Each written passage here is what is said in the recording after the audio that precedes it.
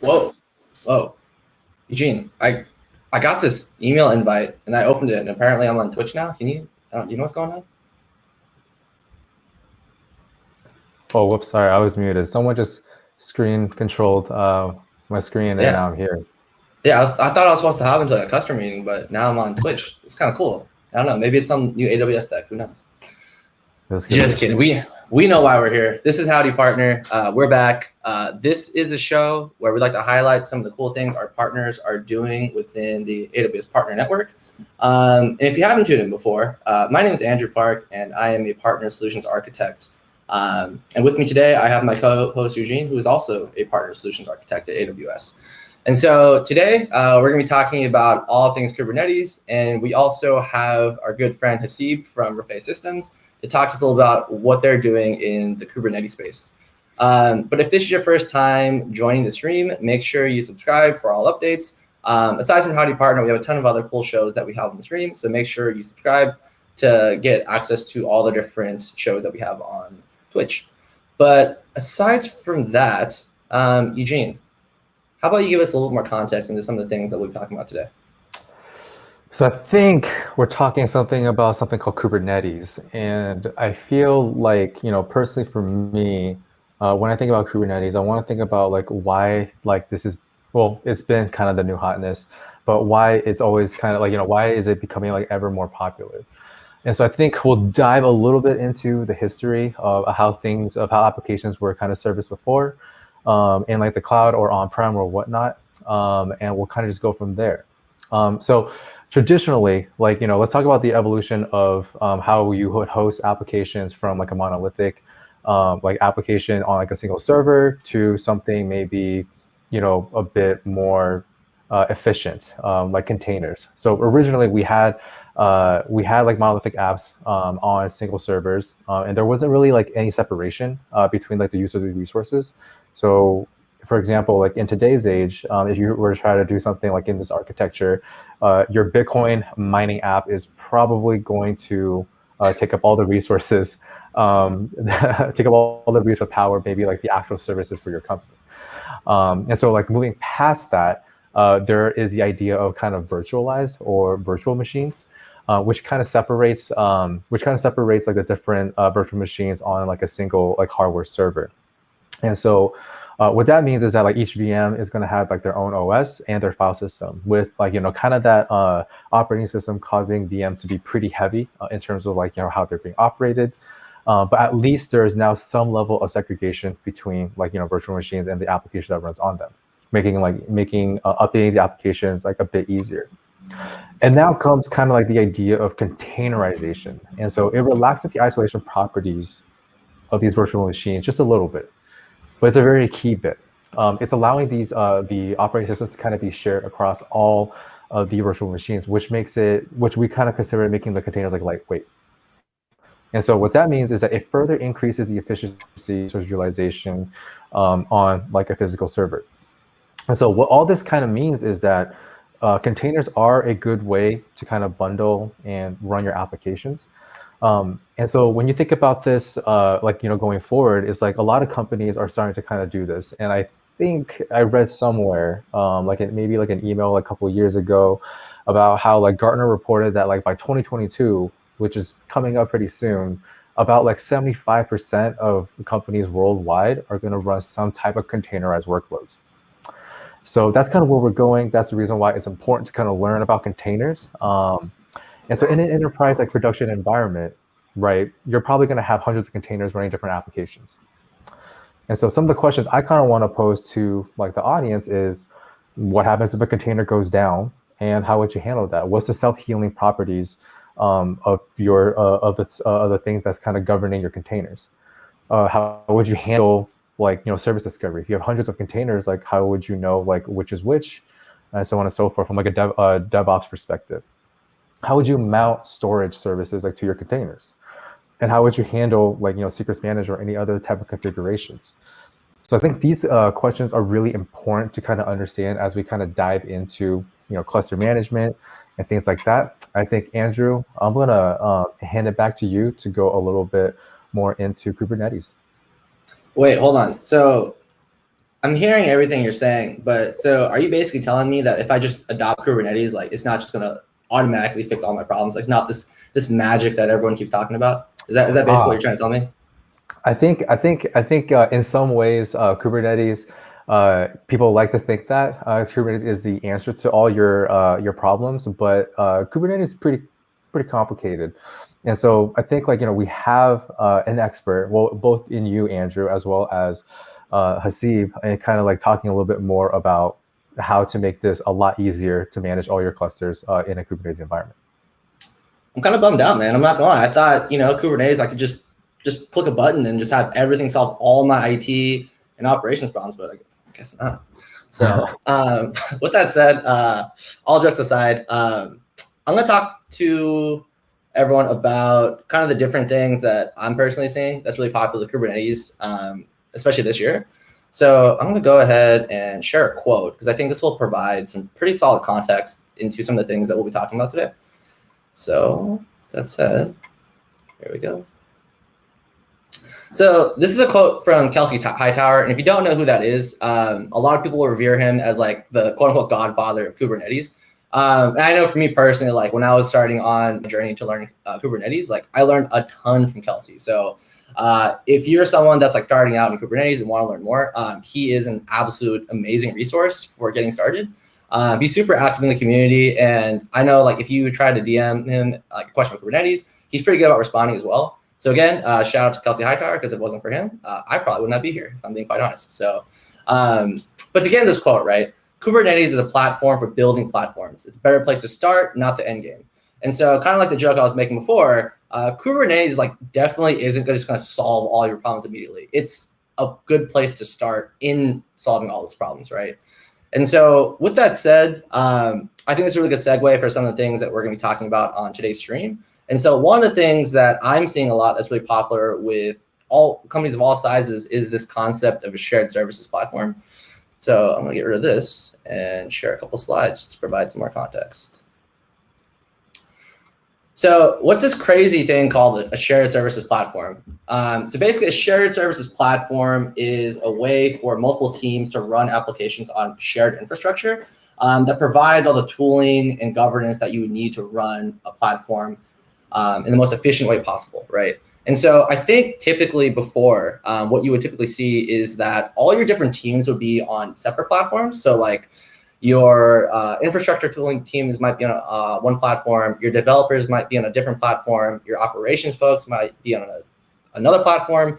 And like, if you really think about it, right, when it comes to being able to deliver software effectively and quickly, that probably isn't the most effective way to do so. But the thing is before, this thing called Kubernetes and like shared services platform, there wasn't really like a way to do that. And so with the introduction of Kubernetes, we now have this concept of a shared services platform where all of your teams can run on the same platform, which results in the ability to deliver software much more quickly and much more efficiently, right?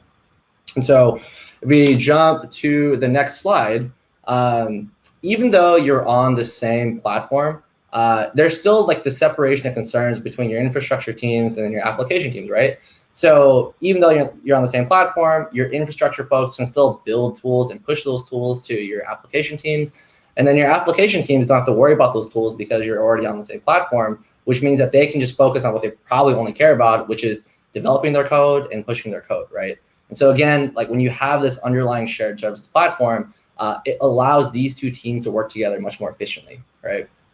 And so to give a more like visual representation on kind of what that looks like on AWS, this is kind of what it looks like, right? And so as you can see, we have 3 boxes. And so if you look at the infrastructure box, right, this is kind of what AWS provides. So whether you're on ECS, EKS, whether you want to do self-manage on EC2 instances, we provide the infrastructure for you to build that platform on top of, right? And so for your infrastructure teams, that's more for like the yellow box. So whether it's building out CI/CD pipelines, whether you need to add governance, monitoring, load balancing, basically whatever you need, as part of a shared services platform, we also provide all the infrastructure tools that your infrastructure teams need to be effective on this platform, right? And then obviously, like I talked about before, in the green box, developers, all they care about is developing their code and pushing their code. And that's why you see in the green box, all it says is application, right?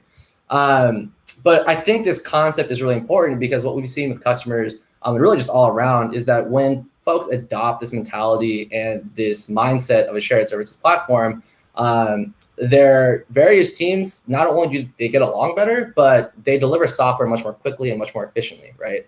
And again, like on AWS, we provide all the infrastructure tooling and basically whatever else you need to do this effectively.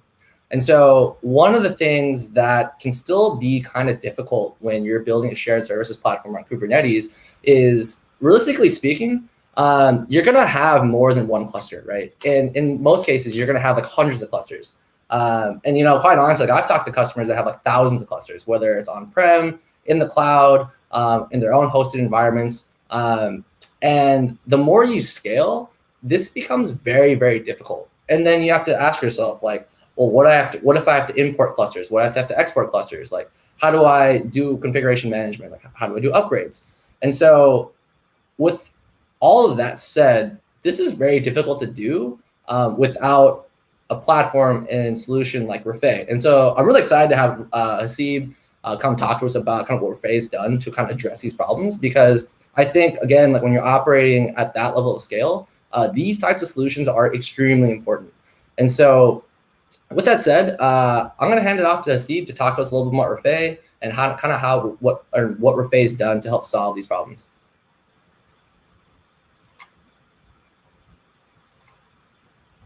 Oh, I think you're on mute.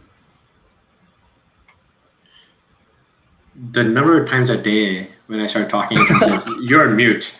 Right, so one more time. No worries. So thank you for having me, gentlemen. Appreciate you allowing us to kind of talk about Rafay on this channel here. Andrew and I have been talking for many months now. We've kind of talked a lot about some of the pain points that our collective customers are running into with Kubernetes. And there's a slide that Andrew's seen me present.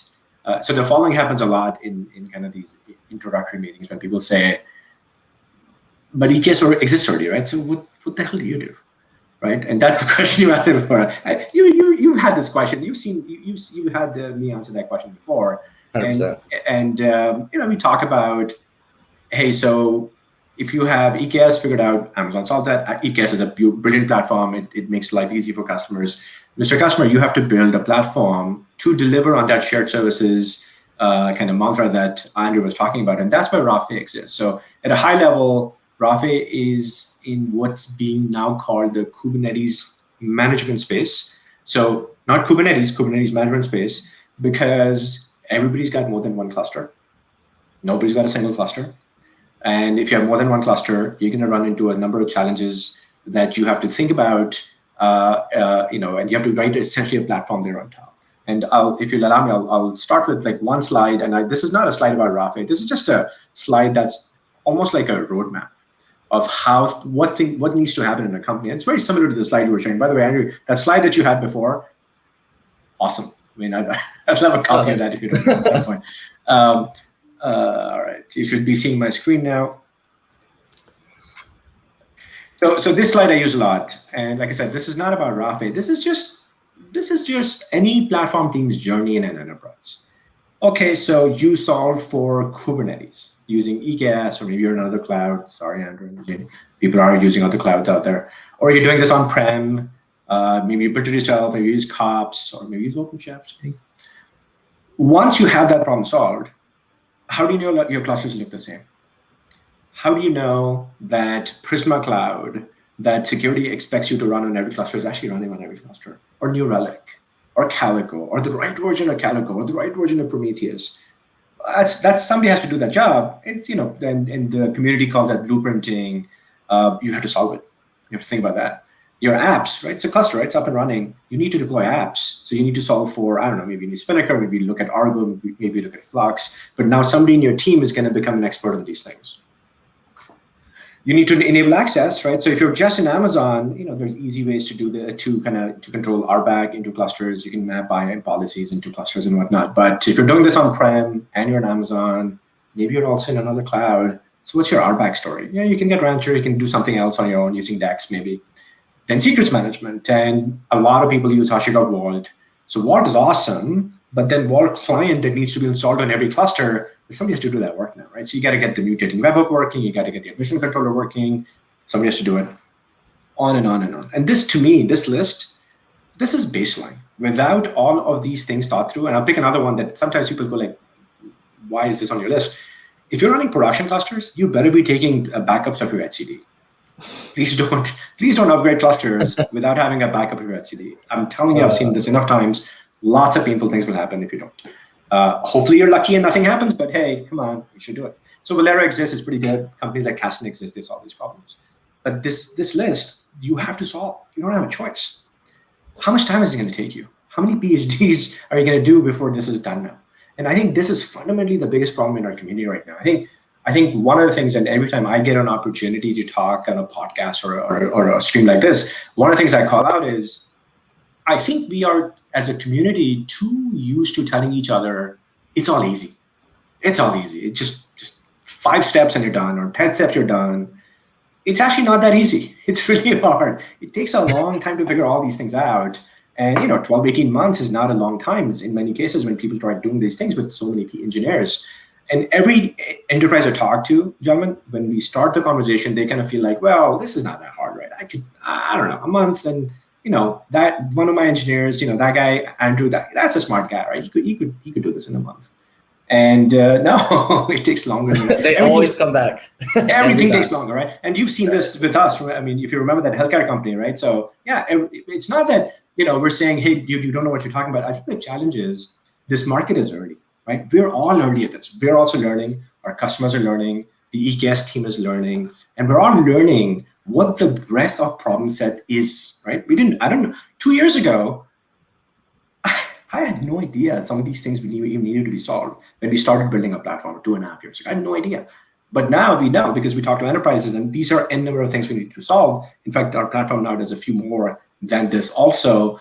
And that's where we're trying to assist our customers. I mean, the whole pitch is, hey, look, Mr. Customer, if you don't exist, you're going to have to do this anyway, right? You're going to have a massive backlog. You're going to keep adding features on and on and on. And then each of these features that you're going to build in this platform, you're not going to write the software. Or maybe it's just a Terraform job. Okay, fine. But you're not going to write it and forget it. You're going to have to keep maintaining it. As it's never going to stop. This is not a one-time investment. And I'll give you a simple example in the context of EKS. Upgrades. So firstly, a lot of customers, as you know, Andrew, right? That's a kind of something that they can kind of think about later, upgrades. But the challenge with upgrades is not just about Kubernetes. Sometimes Core DNS needs to change. Sometimes Calico needs to change. Sometimes something else needs to change to align with the next version of Kubernetes that the EKS team has blessed. And that coming up soon, we're going to have to go from Docker to Containerd. So all of this, somebody has to now build a platform. You're building a product inside your platform team so that you can take 10 of your clusters and then take them to the next version. Why is that a good investment for your business? I don't understand.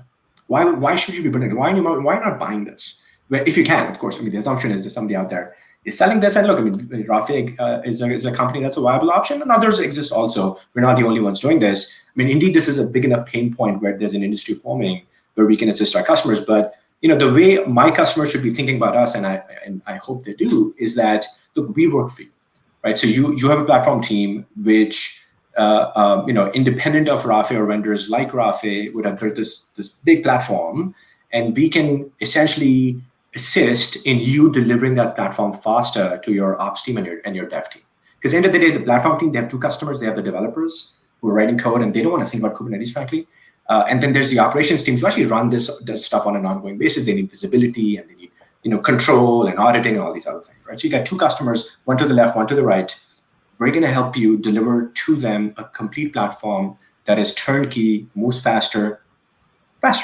Right? And that's the job. We work for you now. In fact, I tell a lot of customers this. I mean, the following, I don't know, I've probably said this a few hundred times. When you engage with Rafay, it's like you hired a guy named Rafay who works for you now. It just so happens that he's got like 50, 60, 70 people behind him or her to support your efforts. But that's the interaction. We are here to support you. We're going to essentially take a bunch of your backlog, just cut it out. Right? It's taken care of. You consume this as a service, and you can deliver a better internal platform to your dev and your ops team. That very, very high level is what Rafay is about. I'm throwing up a slide talking about the marketing slide. I mean, but I hope Andrew, that made sense. I'm stopping here. Tell me if I should add anything in addition to what I just described. So actually, I have just one question, and it's just for me, and I think for some people on. Could you actually go back to the previous slide? There's a couple requirements I kind of want to get into. So can you kind of talk to me a little bit more about like cluster blueprinting? Because personally, I actually haven't really heard too much about that. Yeah. So this is something that, I don't think we thought about this some years ago. I don't think it occurred to us as it was a problem. But here's the challenge we saw. So we had an early customer of ours is a large telco, more than one cluster. Let's just say that. And every time they'd have to let's install a new component in a cluster. See, to me, there are three layers to a functioning cluster. There's a Kubernetes layer, right? And it comes with networking and whatnot.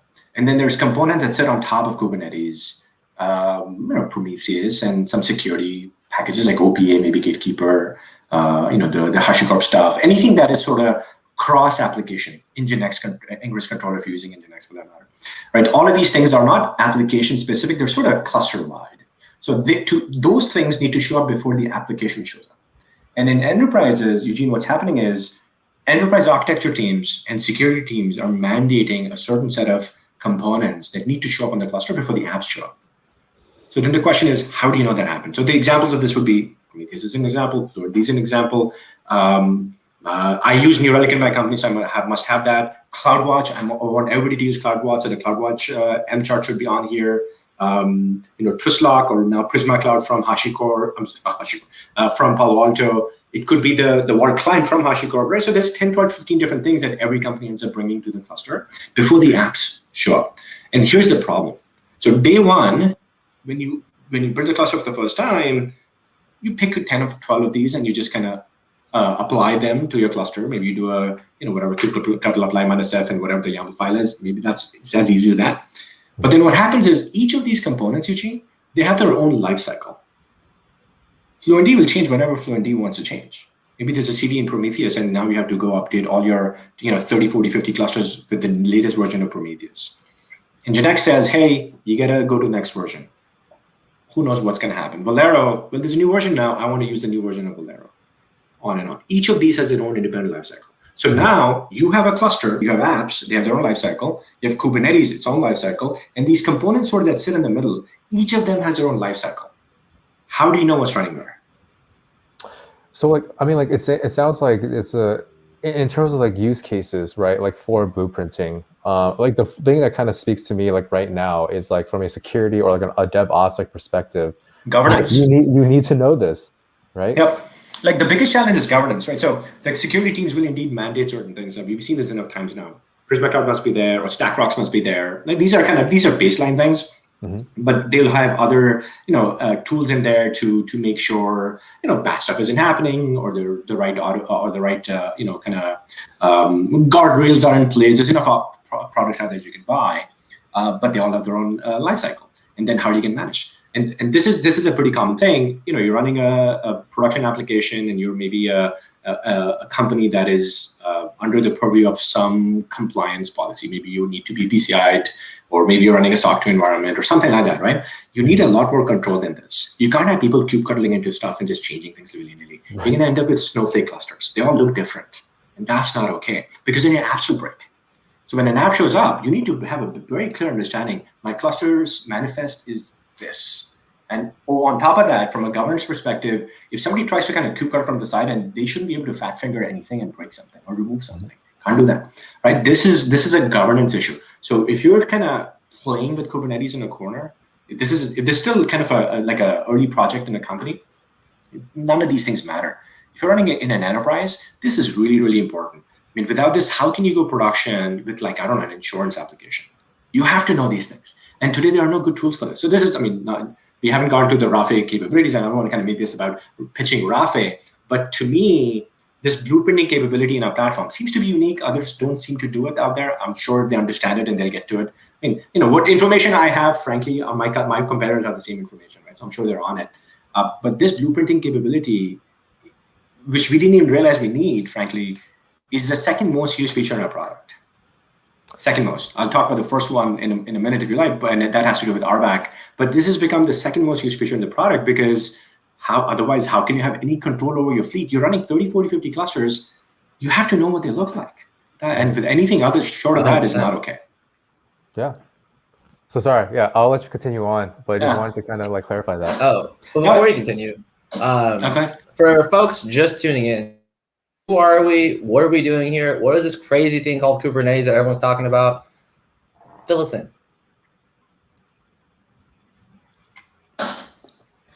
Is that a trigger for me to start talking? Is that what just happened? Wait, Andrew, can you hear us? Oh, I just froze. Okay, no, I'm good now. Go for it. Okay. Sorry. So just sorry for those of you that are just tuning in.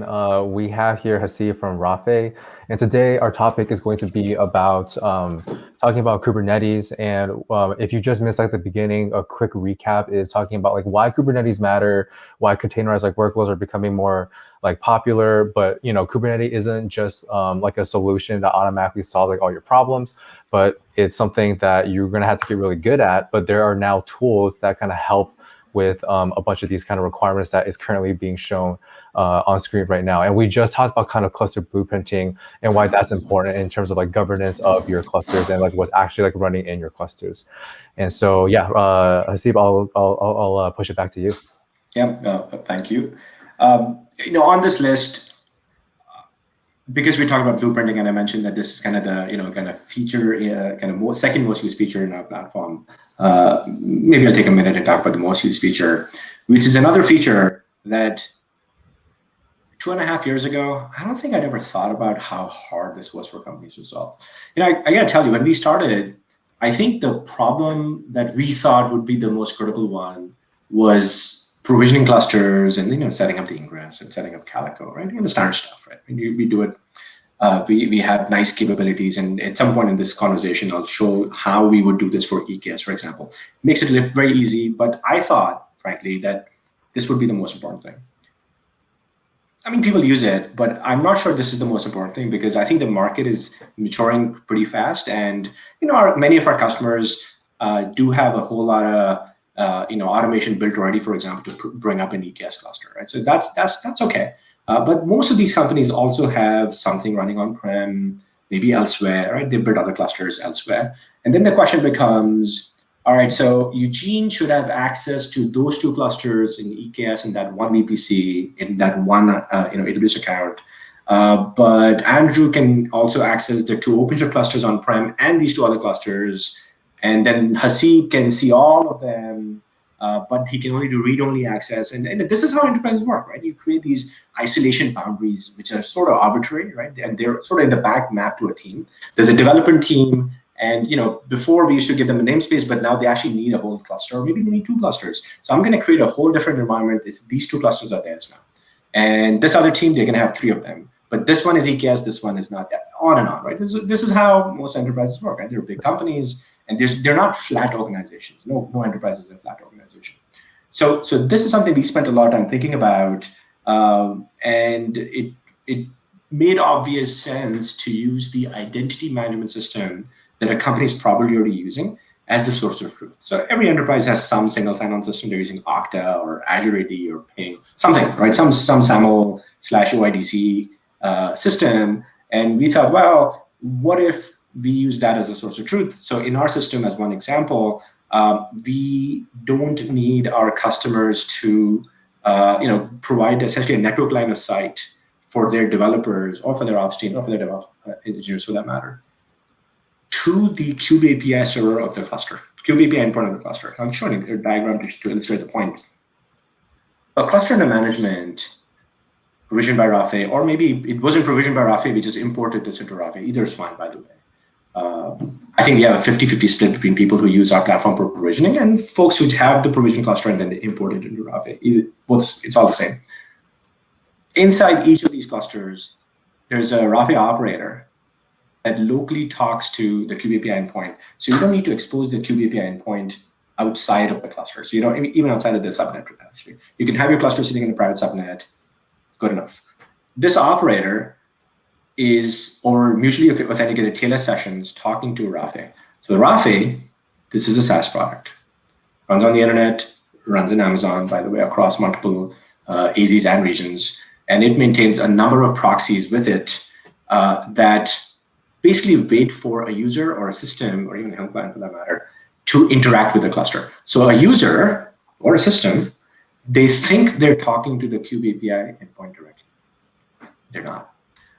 If you download the kube config, and we should do this together when we look at the product, if you download your kube config from Rafay, the server endpoint is actually a Rafay proxy. And then once you are authenticated using your single sign-on system in the company, Rafay now knows you belong to company X, you belong to a certain group in AD, you have access to these N clusters, or one, or maybe just one namespace in the cluster, so whatever variation thereof. That system is pretty flexible on our side. And now you can kubectl in to any cluster behind a firewall in a data center or behind a security group. Doesn't matter. You don't need inbound access. You don't need a jump host. You don't need a VPN. And everything that you do, including the API call that you're making against the Kube API servers, everything is centrally audited. So who benefits? The developer benefits because they can just do this from anywhere. Just download the kube config from Rafay, boom, boom, boom. It just works. I can do this from anywhere. The security team benefits because they now have access to everything. And everything is tied back to the security, to the single sign-on system. And they can pull all these logs out, dump them into a SIEM. They can watch what's happening. And for the operations organization that would otherwise have to think about some sort of an overlay infrastructure just so people can connect in. Like if you want your Jenkins, which is maybe running in a data center, to talk to N number of security groups in AWS and N number of security groups in Azure, what are you going to do? How are you going to solve that problem? Don't need to worry about it anymore. So because Rafay is a SaaS product, so we have N number of all of our customers are running on the SaaS platform. There's no controller to manage. This is a service. You just consume it. You just sign up for an account. By the way, please feel free to sign up for an account. It's just go to the website, sign up, and get going. You can start using it to build clusters anywhere. You don't need a controller. It's a SaaS service, and your access to your clusters once a cluster is provisioned, completely turnkey, completely safe, fully audited, tied back to your enterprise single sign-on system. Security is happy, developers are happy, operations are happy. This has become the most used feature in the product. So the team calls it Zero Trust Kubectl Access, ZTKA. Hands down the most used feature in our company. Everybody loves this. Right on. So just real quick, so from what I understand, you guys kind of use proxies for everything. And so I think what's really cool is kind of like where the idea came from to start Rafay. Could you just talk to us a little bit about that? Like kind of what was the motivation to start Rafay and this idea of where you're kind of using proxies for everything? Because I do think that is an important concept that a lot of people kind of don't think about. Yeah, look, I mean, sometimes folks from an entirely different industry kind of stumble, and that gets them thinking about another industry, and the combination of the two ends up, it's a better answer. So many of us here at Rafay, we used to work at a company called Akamai. It's a CDN company that you may have heard of. It's a very large CDN company, so I'm sure most have heard of it. The startup that many of us here at Rafay used to work at before Rafay, it was called Soha. So Soha was, in hindsight, the first software-defined perimeter company in the market. So software-defined perimeter, SDP, is now in industry. The idea is that we should not be using VPNs, which are essentially network-oriented communications methodologies. Instead, we should be using identity as the perimeter to just determine who has access to what application. So that concept, we were the first company out there with it. Akamai acquired the company, very successful right now. They're making lots of money on that front. But in running that product, and we ran a pretty big shop there in terms of kind of our footprint on the internet. So that too was a SaaS product. But imagine that we are now running a SaaS product, which is sort of like a DMZ for all of our customers' applications on the internet. Right? So my customer's app is in their data center or in the AWS, but we're sort of this layer in front of them, right? So that's pressure, and we had to run it everywhere. So we were running like 30 different POPs at the time of acquisition. I don't remember the number, but something like that. And of course, it only grew from there. I don't know how many there are now. I haven't worked there in 3 years, but in running across AWS, SoftLayer, Fujitsu at the time, and then I think we had something in Equinix also by the end, right? So we were running essentially in 4 clouds, or 4 data center footprints. The phrase multi-cloud didn't exist at the time, but we were a multi-cloud platform.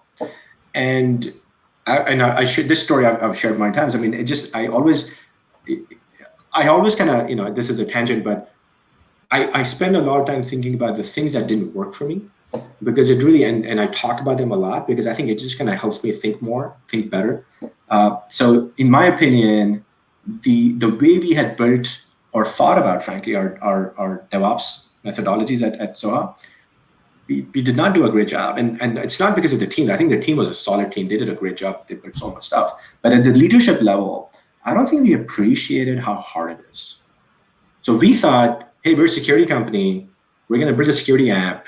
And, look, deploying apps is easy, right? Just write a script, right? Just get it up and running. It's so easy. No, it wasn't that easy. It was really hard. And I'm at fault. I guess I'm the biggest culprit here. I keep asking, well, why isn't that pop up already? I thought you guys, you started 3 days ago. It's been 3 days. What's up with that? And all these people on the DevOps team, they'd look at me funny, like, what are you, an idiot? You don't understand the problem, right? But I was the CEO, so they're not going to call me. I'm sure they called me an idiot behind my back, but they didn't call me an idiot to my face. But no, but that was idiotic, right? I didn't understand the problem.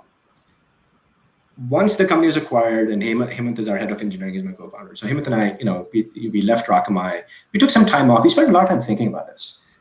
Wow, infrastructure automation is hard. And if it's hard for us, what about every other enterprise who's now modernizing their applications? So we got lucky with timing, because when we started thinking about the problem, people were about to kind of, Kubernetes was just early at the time, but people were already thinking about containerization and container orchestration. And it was clear that at some point in the next couple of years or 3 years, people are going to start deploying these containers applications, across clouds. They can have multiple VPCs. They'll have all these clusters. So they're going to run into the same problems that we did at Soha. And they're going to have, somebody like me who's going to say, what's taking so long? Get it going. And that person's not going to know what they're talking about, because I was that person. So that became the impetus for us to think about, well, is there a better way to do this? And, at the time, Rancher existed and things like this existed, of course. And we started thinking about, well, if we want to do this well, and we had experience building SaaS platforms, could we build a SaaS platform that was secure, that could stand on its own on the internet? People could consume it from anywhere, in any cloud, in the data center, and all of the capabilities that they would need to deliver a fully functioning, production-ready container orchestration environment. We will deliver that as a service.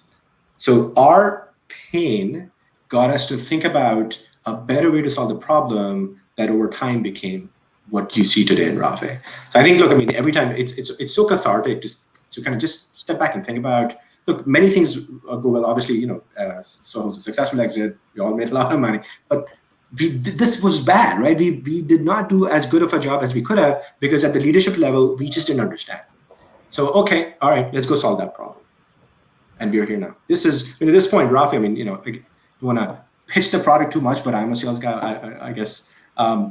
This is a very good platform. This will, if you're thinking about, a modernization strategy where Kubernetes is going to be a key component of your strategy, Rafay is hands down the best product in the market to get you to a level of operations, right? Operational kind of, maturity that otherwise would take you, I don't know, a year, 18 months. We'll help you get there.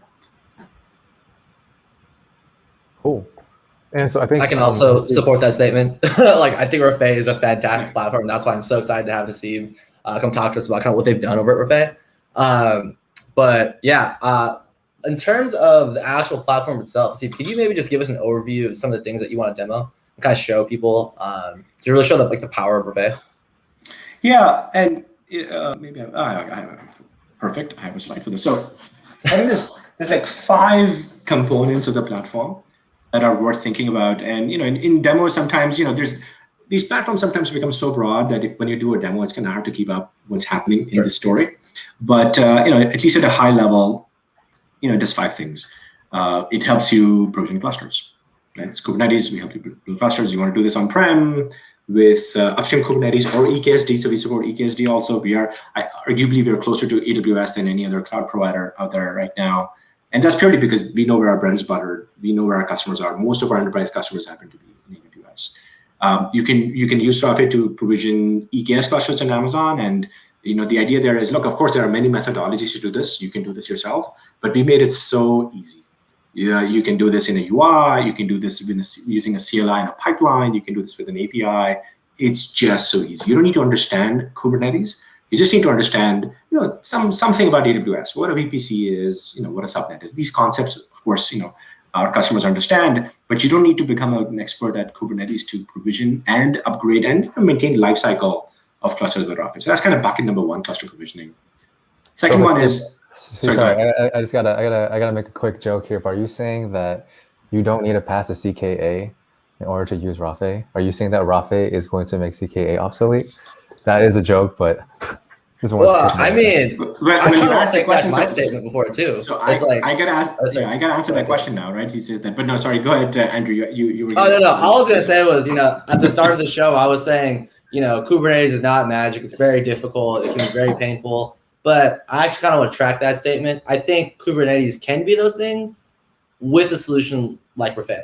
But if you're not using Rafay, these things can be extremely, extremely painful. So this is no different than going to AWS, right? I mean, we were all running data centers. In fact, I'll tell you our story from our previous startup. So we were a big AWS consumer. So in our previous company, we were an AWS partner. We were in the marketplace. It was an incredible relationship then, and it seems to be already an incredible relationship here at Rafay.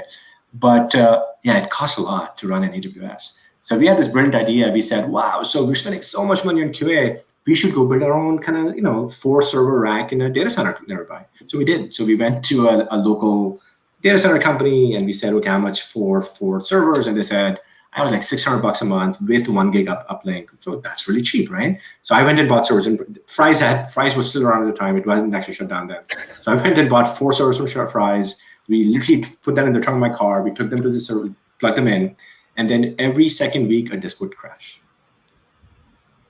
And then 2 of us would have to drive to this data center, wait for this people to. Every second week or third week, something would happen. Like, why did I do this? Oh my God, this is so painful.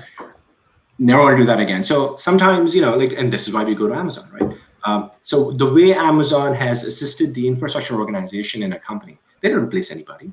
Right, we're just helping. AWS is helping people move faster. Right now, you can do a whole lot of things that otherwise would have taken you a lot longer. Similarly, that's why Rafay exists. Right, these jobs have to be done. We're going to help you get there faster, so that the really sharp people in companies, they've already played with Kubernetes. They know what it is, and they understand that for the company, for the business to be successful, we need to spend time on the app, the thing that makes the company money.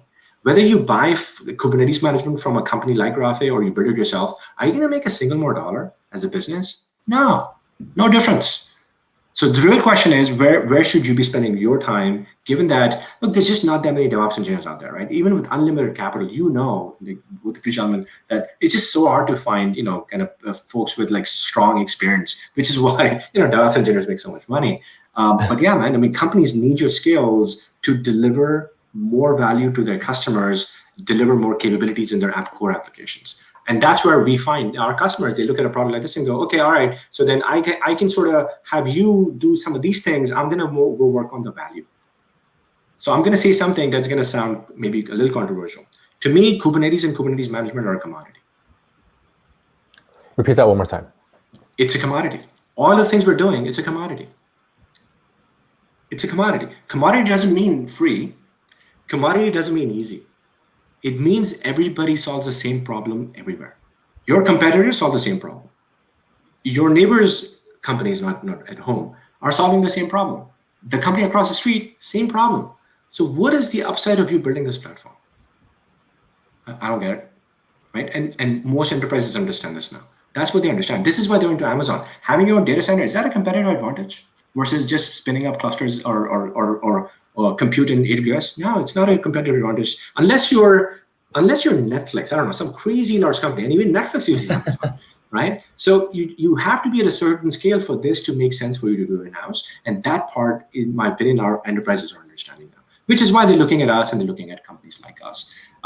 But yeah, man, look, I mean, yeah, it's to me, it's a commodity. It's all the same. Every subsequent conversation I'm having with a customer, the test cases are the same, the pain points are the same, the places where they're stuck, it's all the same. It's not easy. It's all the same, which is to me the definition of commodity. I like that. I've actually never thought about that in that context, but that's helpful. I like that. Yeah. So and look, the mature customers we talk, they all understand and appreciate this, and they just want to get back to their real job. Like, oh my god, I got to do this again. I got to upgrade a cluster again. Can I find somebody else to do this for me? Perfect. Yep, that's our job. Awesome. All right. Well, not to detract from like your from what you're going to be demoing, and it's just a little bit, but yeah, I'll let you kind of just walk through the rest of the slides. No. I think this makes for such great color for the audience, because sometimes the why is more important than the what, and I think you guys are underscoring the why.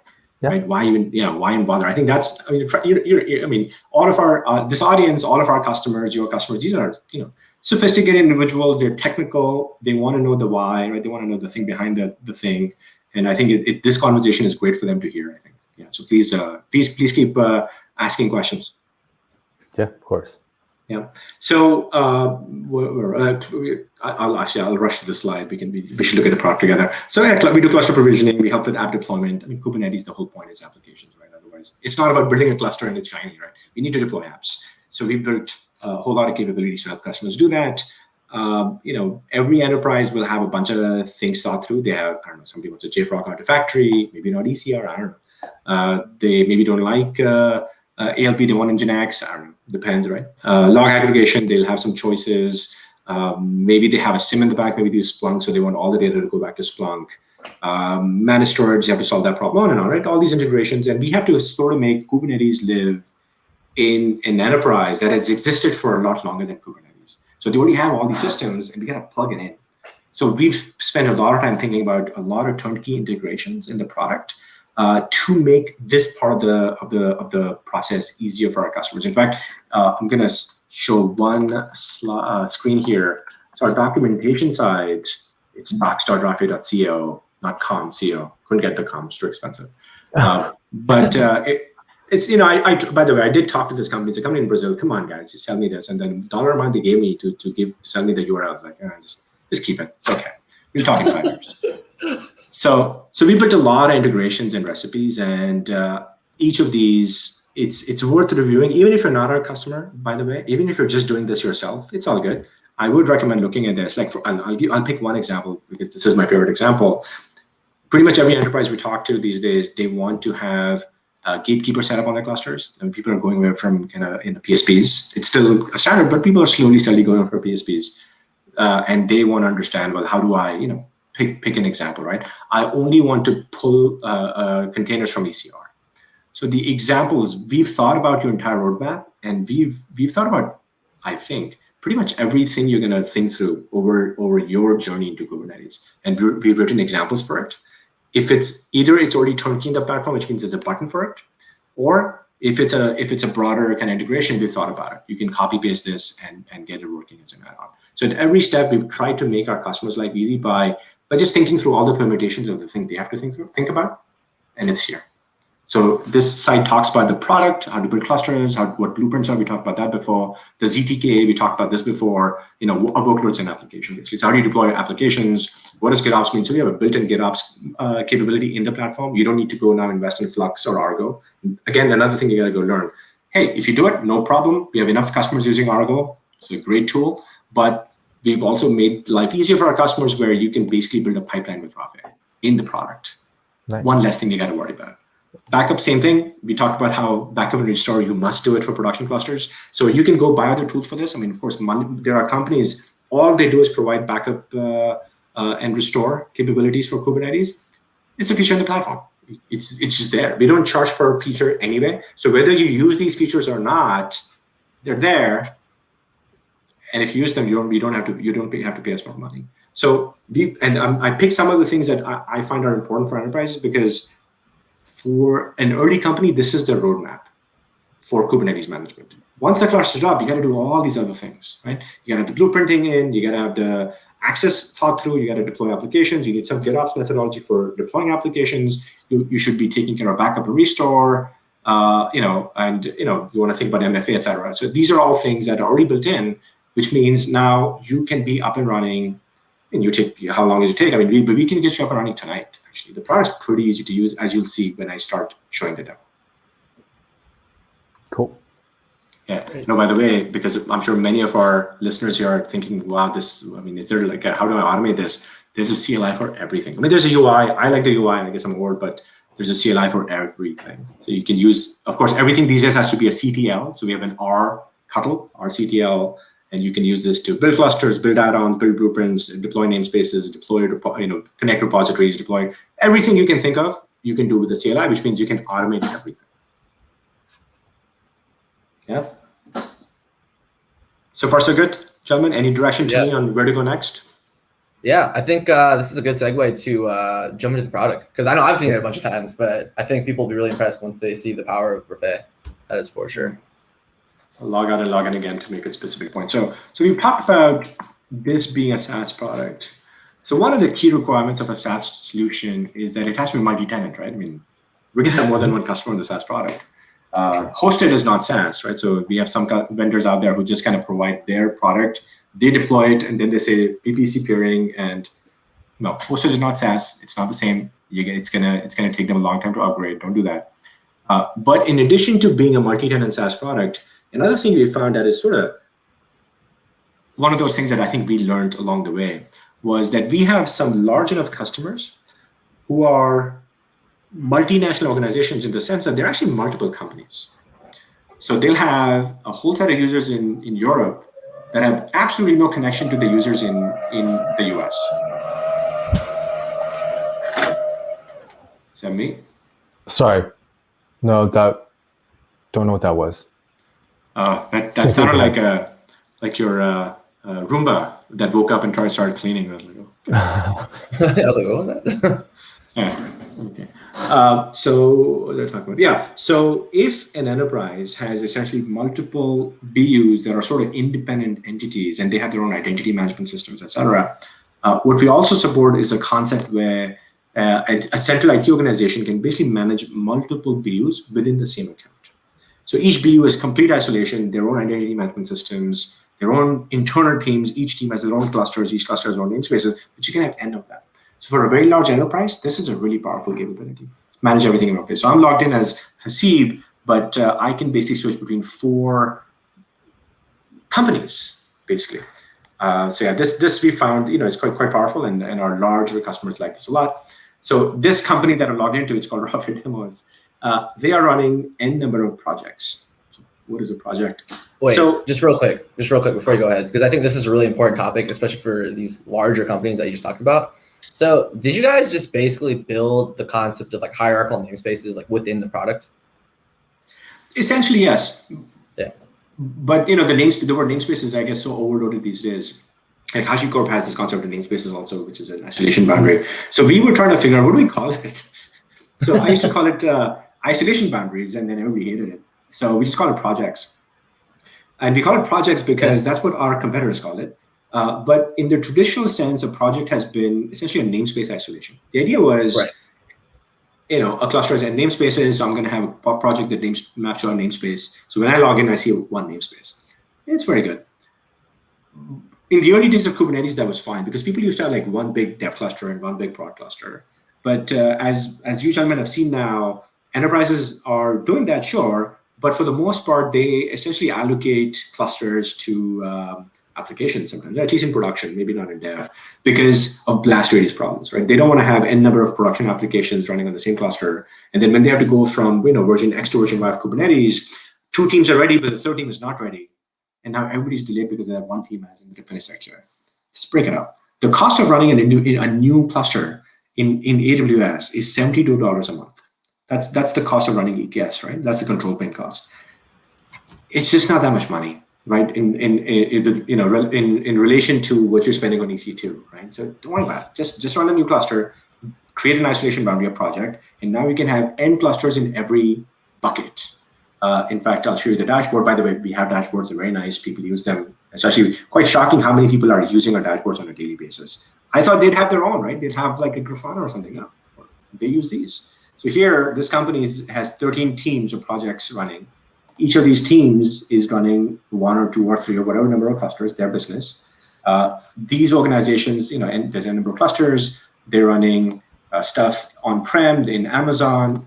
and they have a bunch of different Kubernetes distributions across the company. Somebody should go upgrade that one. That's not good. So it's a lot of information that you get out of the box on this. And then within each of these teams, I'll go to the demo project. This team is running 2 clusters, one's up, one's down, and looks like something is wrong. So some pod continues to be in pod waiting. We should do something about that. So now there's visibility across the entire organization, and then there's visibility within that BU, and then that BU can see their clusters and deeper and deeper. In fact, we should do that right now. So this cluster seems pretty healthy. It's fine. It's running n number of nodes. They seem fine. There's a bunch of apps on this. They seem fine too. So in a central place, I can visualize all of my applications, what's happening, whatnot. And if I'm a developer, by the way, I'll show you the developer view momentarily, but if I'm a developer, I don't know anything about Kubernetes. From here, I can just exec and kind of drop into the, essentially I just did an exec into the pod because I'm not running shell here. But I can now jump into a whole lot of information about this cluster. I can do this across n clusters. And as a developer or as an operations team, maybe something wrong is wrong with a specific application. I can jump right there. If I know nothing about Kubernetes, I have this option. If I know something about Kubernetes, I can do this. Okay. And I can get all this. By the way, I can do this from the command line also. So remember I mentioned that I can download my kubeconfig, so new tab. So I can just go to my tools and download my kubeconfig. So I can do this from the command line. Also, I don't need to do this from the browser. It's just easy for me to do demos in the browser, which is why I do what I do. Oh, because I just logged in. No, this is not. Guest this account. By the way, there's a nice autocomplete happening here, which makes my life easy because I don't remember any of these commands. So where is Hasib? So my identity was created 6 hours ago because I started doing my job this morning. It has been there forever. So even the service account creation is happening automatically, by the way. Nobody needs to create service accounts for users anymore with Rafay. We do just-in-time injection of service accounts the first time somebody logs in the morning, and then by default, my service account is going to live for 8 hours. You can make that configurable, so you can have them expire in an hour. So now you're not going to have dangling service accounts because even the RBAC and the identity management, that's a capability. You have to solve that anyway. Rafay takes care of it for you. It just comes with the box. Nice. Yeah, so just wanted to make sure when we go into that, Hasib, would you be able to kind of make the font bigger, I think, like as you do any of the kubectl stuff? Yeah, absolutely. Yeah. It's coming off that small? Okay. All right. Yeah, I use like a 14-inch laptop, man. So it's everything is small. Eyes are used to this now. But I will make sure we do that the next time I go there. Yep. By the way, we've been doing a bunch of things here. Everything's audited. So I did a kubectl access. I did what I did. In fact, even the kube API logs, this is a Prometheus pipeline, so it takes about 60 seconds. But in about 60 seconds, you're going to see my name show up and the fact that I did it get pods minus A.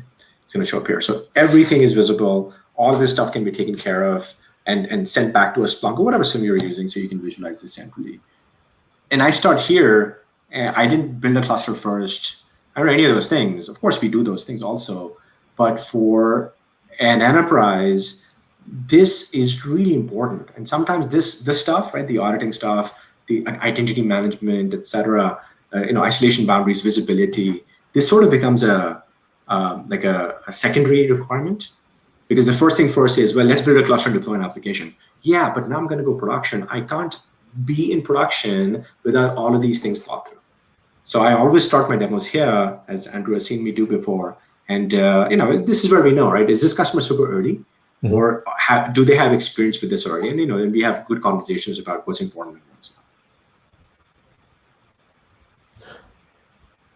So I guess one question that I kind of had is what are, I guess, some of the best practices in terms of kind of when you are thinking about different organizations or different projects. You mentioned earlier that a lot of global companies are kind of multinational corporation where they kind of have their own thing, even though they're all tied an umbrella company. So let's just say that are there any kind of guides that Ray has in terms how to structure or organize your projects together so that you kind of have like the best visibility? Or would you say that these audit logs, like when you're kind of like filtering through them, like they're the easiest way for like someone, maybe like a compliance officer or like a DevOps person or a security person to kind of just look at it and be like, boom, like that's it? Or is there any like, Yeah. So one of the things I've learned over the last, I don't know, 3 quarters, I would say, is the number of people across the company who need access to a dashboard like this is more than I thought. So we thought we were building this for DevOps engineers, right, and ops engineers, right? But now we see that security people have access to this platform, and mostly security analysts, right? I mean, they're trying to kind of figure out what's running where. Did you use the right blueprint, etc. Right? And that is. I mean, it's surprising in a good way, right? I mean, it's great that more people want to use the platform, but I think that's kind of at least teaching me, Eugene, about what does best practice actually mean in a company. So, for example, this dashboard we were looking at before around, what kind of, what Kubernetes versions are running, what blueprints are people using. This is like, people really seem to care about this because what's happened is, for example, in a company, most enterprises have like an enterprise architecture board or some name to that effect, where the kind of the leaders in the technical team kind of come together and make decisions about what to do, etc. So they'll mandate that, all right, we have this new version of an EKS blueprint, and everybody should be using it.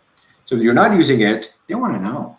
So security teams have actually asked us for APIs, and they come and kind of pull this information from our system to see, is everybody using the right blueprint or not? I never thought anybody would do this, but they're using this as a compliance tool.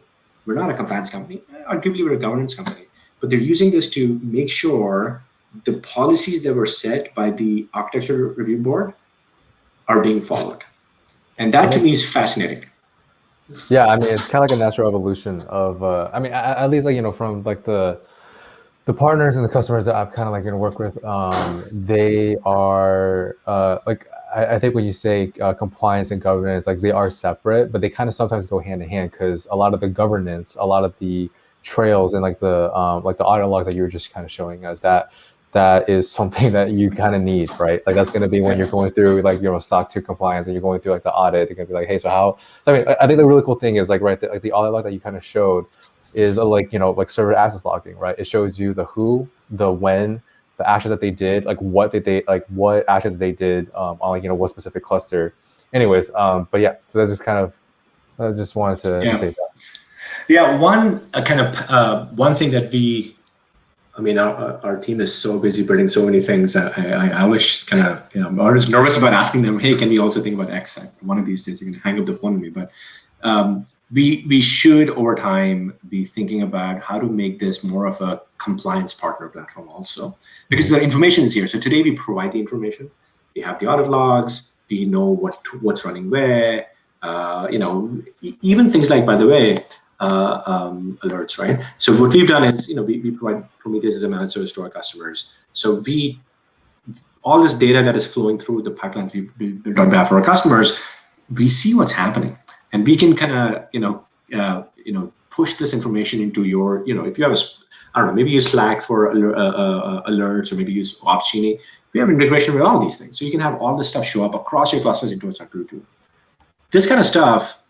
These are all the things that, I've said this probably 5 times already, but these are not things we thought about on day one when we started kind of thinking about Kubernetes. But this is where pain is, right? People build stuff, and then this is what's kind of sort of a secondary issue. Well, I'll get to this later. And then you never get to do this well because you're so busy doing the day-to-day thing.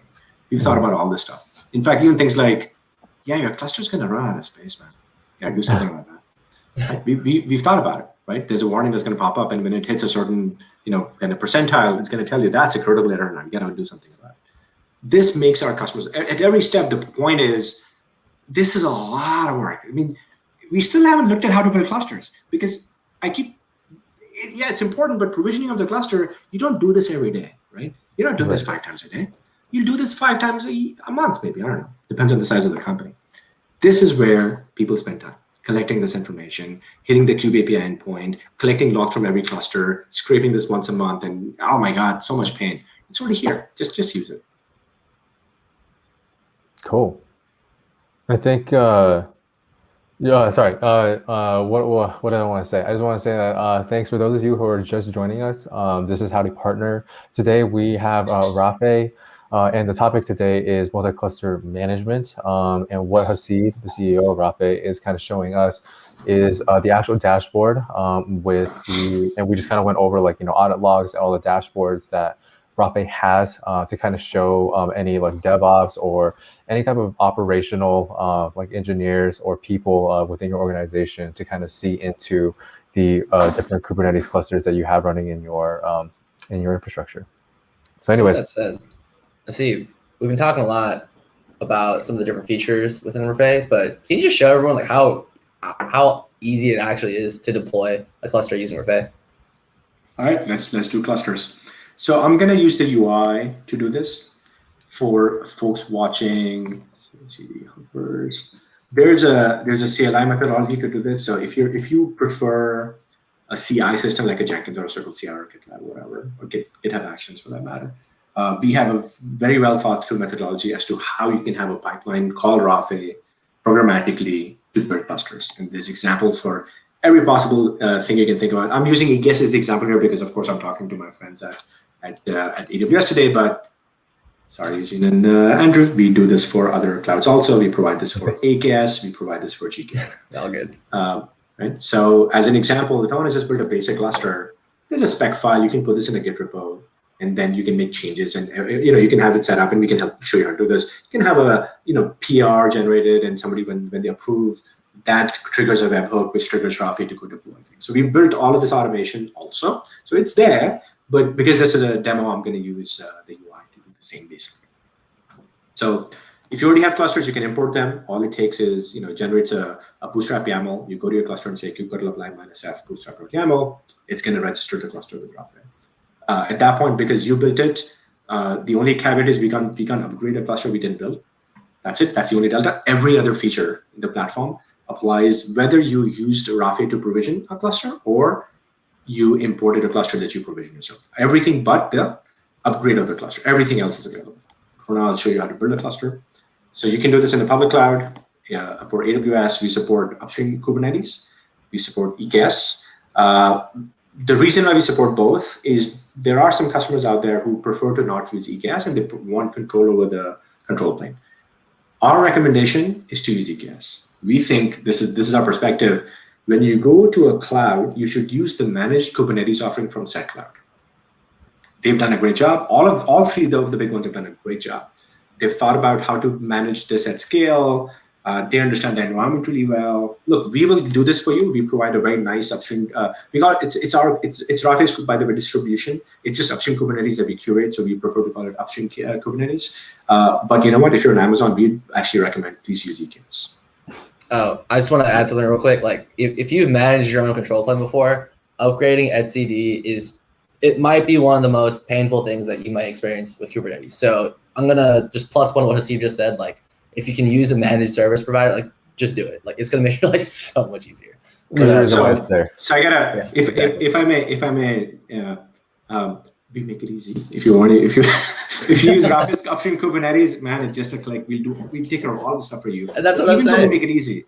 Right. Even for upstream, like on-prem Kubernetes, so you can, by the way, with Rafay, on-prem, you can build on Linux, for example. Come on, why is my browser? Oh, there it is. You can do upstream Kubernetes. By the way, we support EKS distro also. So Amazon AWS provides now a distribution, which is a curated distribution, which is called EKSD. So we natively support EKSD.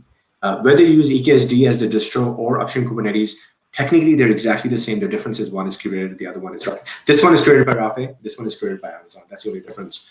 All of the underlying complexity around etcd creation, console setup, everything is automated by Rafay. So we can do a pretty good job of this. We already do it for a lot of on-prem customers. But if you go to Amazon, AWS, and the public cloud region, yeah, man, don't use our upstream Kubernetes. Use EKS. It is the right answer for everybody. I agree. I couldn't agree more. Yeah. So what does it take to build a cluster? The expectation is you should have some understanding of AWS, not Kubernetes. So you know what a cloud credential is. Actually, I should show this before I move on. So what environment am I in here?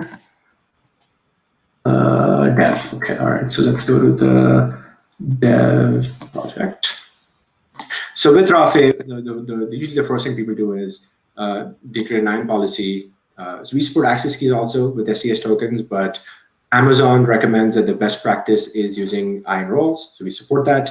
And the way you build that is docs, clusters, gas, policy, full. So we provide essentially the JSON blobs for how to create an IAM policy that Rafay can leverage to create clusters or any infrastructure in your environment. So when people are doing POCs, they use what we call a full policy, where Rafay will build you the VPC and the subnet and NAT gateways. Everything will be taken care of by Rafay. Our enterprise customers actually don't do this. They prefer to pre-create VPCs and subnets and route tables, and then provide the VPC ID and the subnet ID as part of the provisioning to Rafay.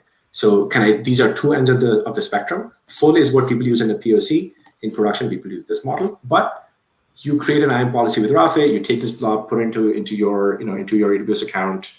And I'm sure everybody listening here knows exactly how that works. And then once that kind of cluster is set up, you pick a cloud credential. Yeah, pick a region, pick a Kubernetes version, pick the blueprint. We talked about blueprints before, so I'm going to pick the EKS blueprint version. Wow, that's a lot. Okay, with the one with OPA, without OPA, it doesn't really matter. You want to use tags. So every large enterprise expects, I'm seeing this more and more now. They have policies now where if you don't set a tag when you build infrastructure, there's going to be a Lambda job that's going to kill your infrastructure. So please do that. We support that natively. By default, all of your infrastructure, we would recommend you make it private endpoints. So default is private. If you wanna shoot yourself in the foot, hey man, it's your cluster. It's all good. You can do that. We'll help you. No, don't do that, because we solved the problem of kubectl anyway. You want to auto-create VPCs? We can do that. You want to reuse VPCs? We can do that. So, but very easy. Notebook creation, same idea. You want to use, if you have your own AMIs, so a lot of enterprises package their own AMIs, which means they can't use managed node groups. So by default, it's an unmanaged node group, which means you can bring your own AMI. So you can bring your own. So Jose, I think like one thing is that as you're kind of configuring like these the EKS like configuration, in order for like a customer to kind of like sign up and have Rafay really kind of provision this for them, like do they give you like kind of like their access keys? Like how is that kind of set up? How is that set up? Yeah, so this was the cloud credential we were talking about. So basically create an IAM role for Rafay. In your AWS account. So yes, I am role for, sorry, that's just what I wanted to get at. Yeah. I am role for doing this kind of stuff. Yeah. So basically, and in our documentation, if you just kind of search for IAM, it's going to talk about why we need this, what do we do with it. Mm-hmm. At every point, you're going to find our documentation. Our team has done, what a great job they've done with documentation. It's incredibly well thought through. But this is the best practice from AWS. Don't use access keys. We do support it, but I mean, all the documentation that you guys have published says don't use it. So we have IAM roles, and the nice thing about this is this kind of helps with self-service. So when you create a user with Rafay, you can give the user certain privileges. So a typical model is a central authority, the platform team, is going to create a project, like the project is dev here, yeah, and they're going to map Eugene and Andrew to that project.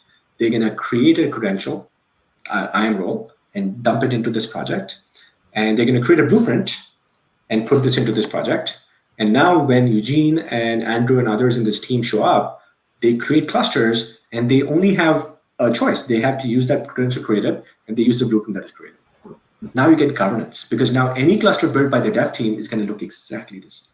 So this is a standard kind of repeatable best practice we encourage our customers to do. Create this IAM policy one time. Don't give access to your developers. What is the point of that? Right. They now just build clusters. In fact, if you don't want them to build clusters, you build them. And oh, by the way, you can actually share clusters. So you can build clusters, and you can, where is that? Manage cluster share. You can share a cluster with n number of teams, so you can have multiple teams sharing the cluster, but you should maintain everything centrally. So blueprints are a governance concept. Cloud credentials, nobody needs to see. You control that. That's a governance issue. They can build clusters, and if you don't want them to build clusters, you build it and share it. So at every level, now there's control. This part, right? This is above and beyond Kubernetes. So we're no longer talking about Kubernetes anymore. Building a cluster, fine. But this is now where enterprises are going to feel pain, because they have to manage all this stuff also. It's going to live for the next year, 2 years, 3 years with all these different people coming and going. Are you going to remember who had which IAM policy mapped to which kube config? What's the tool for that? There's no good tool out there. And this we completely nail. I mean, you don't have to think about this anymore. It's completely turnkey. Excellent. So at every step, I think that the challenge with these products, as I'm explaining this to you, gentlemen, because both of you know the space well, we still haven't looked at building the cluster. That is very fair. It's important, but really no, right? That I got, right? That all of my customers know how to do. Over time, everybody ends up using our, by the way, provisioning capability over time, right? But when we talk to them, they already know how to do it. All this other stuff, these are the enterprise pain points that, look, unless you've been doing this for 3 or 5 months, you don't even understand what these pain points are. Right? My friend Andrew has been on calls with me where we talked about this. How far along are you in your journey? And instead of asking that question, we just ask these other questions. How do you solve for cluster sharing? How do you solve for kind of making sure the clusters look the same? And if they already have at least have a hypothesis of how to do it, they've been doing this long enough. If they kind of go, I don't understand why I need this. Yeah, dude, you just started this. In 3 months, 6 months, you're going to have the scars and you're going to understand what I'm talking about. And that's okay, right? We're all learning together. Cool. All right, so let's finally provision that cluster. Let's go look at the cluster. But there's not much else to do, right? Right. I mean, most enterprises want volume encryption, so you can do that. Simple things. If you want multi-AZ, so you can do that. And then you just save changes, and it's going to build your cluster. I won't do it right now, but it just builds your cluster. But the idea is that you just fill out a form, right? Or you can do this in a YAML spec, right, which I showed you earlier, and that's it, right? It's going to build your cluster, and that cluster, if it's running an older version Kubernetes, it's going to give you an option to upgrade it. Let me see if in this one is, I guess, running 119, so that's new enough. QA. I guess we've upgraded all of them default. Yeah. All right. Okay. This one needs an upgrade.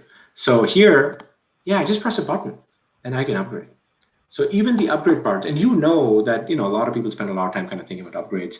So we've spent a lot of time making that. Just that is a pretty big product within our product where we help you upgrade. So I'll show you a sense for, give you a sense for what upgrades mean to us. So this is a typical upgrade workflow. We capture each one of them so you can kind of audit them later. How many times has it been upgraded? Did it fail or not? This one went from 118.15 to 119.7. So go ahead. Sorry. No, sorry. Let me finish your thought. I just have a quick question afterwards. Okay. So the idea here is we want to take a snapshot of what's been running on the cluster before, then one by one upgrade your nodes, depending on, if you're on Amazon, we have to kind of bring a new AMI, as you know. If it's on-prem, we can do in-place upgrades, by the way. And then afterwards, when everything is running, we do a kind of a post-validation to make sure, we essentially do a diff, right? You're running these number of pods, are you running the same pods, something's failing. We're gonna tell you, hey, so we don't know your app, right? So we don't know what broke, but something broke, guys. You should go take a look at this. And we're gonna give you a rollback button. You can press a button and go back to the previous version. I know sorry. No, sorry. So I think I kind of keep going back to the governance structure or the governance kind of type of questions because of how your how Rafay has kind of organically saw that as a want from customers, right? And so my question is is there a way to kind of export kind of reports at all? So reports we should do at some point. This is the governance versus compliance thing that I personally struggle with, right? Are we a compliance company or a governance company? Mm-hmm. So today what we do is we provide hooks for you to take all of this data to Splunk. To Splunk? Or whatever. Whoa. I mean, Splunk, CloudWatch. Okay. I mean, all this stuff, right? So we've already thought about this. We know how to kind of, but over time, I mean, the one thing that I do expect our customers are going to ask for, maybe I shouldn't say this out loud, maybe our product management leader will be unhappy about this, but I think we should have a reports page in our product. I want to click a button and say, okay, give me a sense for what's been happening in the last 30 days in this company, who's doing what, how many upgrades did we do, how many apps, the pipelines failed. We have all this information. Right. We should expose it. It's just a function of time, right? I mean, exactly. There's so much to do, man. It just, oh my God, this product is already so broad. it's a lot of work has gone into this over the last 3 years. Cool. Yeah, no, just wanted to ask that, but yeah, I'll let you kind of finish your thing. No, this is great, guys. I mean, I'm loving the fact that you guys see something and you're kind of stopping me and asking, because I'm sure that every time that's an important point to make anyway. And so thank you for doing that. So yeah, I kind of see that, like, that demo cluster right now is unhealthy, right? The status is ready, but it has like that red sign as like unhealthy. Why is that? So let's find out. Demo cluster, right? So, and actually, before we go into that either, so like, these are the blueprints, right? This is a cluster. A blueprint is here. Blueprints is here. So where you can say, for example, I want to create a PCI blueprint that I've inherited from the enterprise architecture team because they created it. And that blueprint says every cluster must have the Rafay operator. It must have, essentially Prometheus, Fluentd, Nginx, ALB ingress controller. I want Datadog on everything, and I want to send everything to CloudWatch. Any cluster that is born here, it's going to have this. Okay. Oh, cool. Sorry. Yeah, let's go back and diagnose like the unhealthy pod. But yeah. Yeah, actually, usually, by the way, that happens because we're running a bunch of test environments, and who knows what I broke. Actually, you know what? I'm just gonna throw this out there as well, just because like when I started learning Kubernetes, like there was no such thing as a blueprint, and there was no way of automating this type of stuff.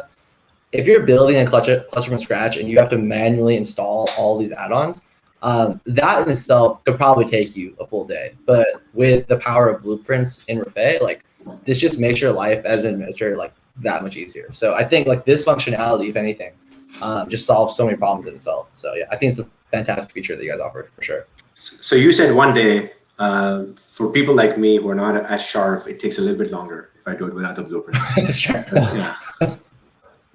But yeah, to the question you asked about what's wrong, it looks like somebody just shut down that machine, because we always try to save money. So it's going to tell you, and whenever it comes back up again, by the way, it's going to reconnect, it's going to sync up. In fact, this is I should have talked about this before. So everything we do is a pull versus a push.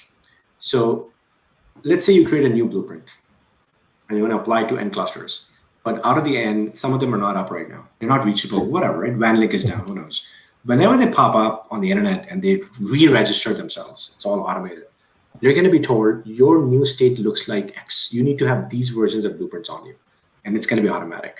So now central teams like DevOps teams, they don't have to do this cluster by cluster by cluster. They can create central policies and apply them essentially to what we call a label. So in Kubernetes, there's a concept called a label, as you know, but that concept applies to a node. In our world, the node, this can apply to a cluster. So you can now set a policy that says upgrade all clusters with label San Jose, or upgrade or apply blueprint to all clusters with label Moscow. Whatever. I mean, and you can. These are completely arbitrary. You can have anything you want. This makes life easier because now any new clusters that pop up in your network that happen to match a specific label, they're going to get applied a policy because the policy was tied to a label, not to a cluster. So that actually makes the fleet management much easier. It makes governance a lot easier too. Yeah. Yeah, because these things get set up by a central team at the time of provisioning, and you can't go change them again. These are configurable things, right? You can set it up so that people can't change them. So now you can have central control over things. Yeah, we try to kind of apply the governance aspect to whatever we can. So far, it seems to be helping our customers. Yeah, you can upgrade like 100 of these based on labels, for example, and so on. We do support, by the way, as an aside, we do support PSPs and OPA as a feature in I think, what is it, 1.25, right? When PSPs go away, 25, 24, one of those. So at some point next year, PSPs will go away, and then we'll remove them from our system and kind of flip them with OPA, which we already support. Right. So yeah, I guess like the next thing that kind of caught my eye is like, if you want, is there something that we can kind of like demo to kind of show like backup and restore? Like if you're trying to do anything with a cluster, like we talked about like earlier, right? Like we want to be able to make sure that we're backing it up. Like, can you kind of just show how easy it is to do that? Yeah, let's look at a completed job. That's always fun. So yeah, so by the way, everything has to be audited, right? If somebody did this, there should be a record of this, and there is. So looks like somebody backed up a cluster at a certain time. It took this much time. That's a long time. Yeah, looks like it passed, but this one failed. It's always fun to see which one failed and why. The past one's not as interesting, but something failed here. 320 items, but it partially failed. I can't tell why it happened. But in this case, so by the way, backup is a long-term process. The way to set it up is actually pretty easy. What you do is you say for a specific cluster, this one, I want to update or rather backup either the control plane or I want to do volume, or you can do both. And I want to back it up to some S3 bucket or some MinIO. If you're not in AWS, you can do this into some S3 compatible endpoint. And Rafay is going to take care of everything. So at that point, configuring Valero in the cluster, setting up the internal policy to kind of take a snapshot, all of that work that were Rafay do not exist, you would have to do as a customer. You don't have to do it anymore. You just tell us, these are the clusters I want to back up, and we will take care of it for you. And every step, essentially, go ahead, sorry. Sorry, no, like when you're looking at the target type back on the previous page, what is the difference between like Amazon versus like the S3 compatible endpoint? So if you're doing this on premises, there's no S3. Yep. Okay. Well, there is. It's just really far. So more often than not, people will use like MinIO on top of NetApp or something as the kind of the entry point. I mean, S3 at this point is an industry standard, right? So there's enough other products that only support S3 and APIs. So we just expect them to have an S3 API. Okay. Sorry, I just want to ask the differentiation between that. But yeah, go ahead. Yeah.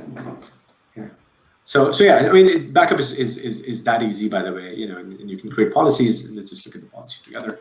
You can have backup policies, obviously restore policies, and yeah, it's as simple as saying I want to do a backup of this cluster in this location and keep it for this time. Include certain namespaces. Maybe I don't care about certain namespaces. Like I don't care about kube system. I care about my data. Yeah. Yep. It's really simple. I mean, at every step. I mean, the idea is, at least this is my perspective. Like, I was a pretty good engineer a long time ago, right? I mean, if I got a job as a Kubernetes administrator, I'd probably get fired in a week.